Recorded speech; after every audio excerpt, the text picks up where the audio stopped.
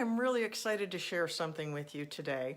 The other day, I shared 5 things to help with emotional wellness because October is Emotional Wellness Month.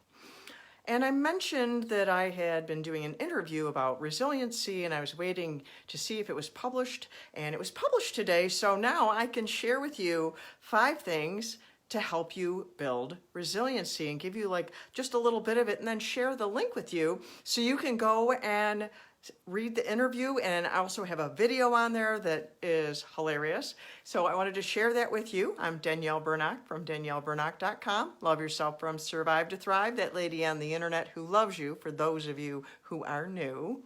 And the 5 things that you can do to build resilience, the first one is to build your sense of humor, to grow your sense of humor.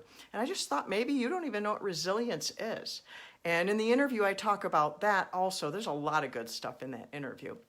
And resiliency is the ability to not get crushed by what's going on in our lives. It's the ability to bounce back, to forge ahead, and so much more than that. But that's the Cliff Notes. Like I said, this is the Cliff Notes.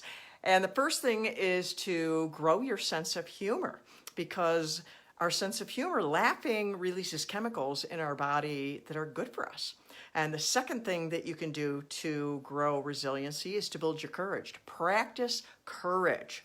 And I give it some examples in this interview and on the video also of how you can go about doing that, practicing courage. What does that even mean, to practice courage? Well, I'll give you a little tip. It can be as easy as just doing something outside your comfort zone that you want to do, but you're a little nervous and it makes you apprehensive. Well, step outside your comfort zone. Prepare and do that. And when you do that over and over again, it starts building courage in you. And the more you do it, the stronger that you get with it. And the third thing you can do to build resiliency is to feed healthy relationships, build healthy relationships in your life, because people need people. We need each other. That's why I come on here and encourage you and tell you that I love you, because it's important. We need to know we're loved. We need to know we're not alone. We need relationships. They're very important for becoming resilient. And the fourth thing to do to become more resilient, to grow resiliency, is to take ownership of our life, to take ownership of those things we can control, because we have many things in our life that we can't control. And so we can take control, take ownership of those things that we can, like our superpower that you may have heard me talk about before, which I have that on my podcast. I've written about it, so I won't elaborate on the superpower, because there's plenty of places where you can learn more about that in my website and even in this article that I'll give you the link for.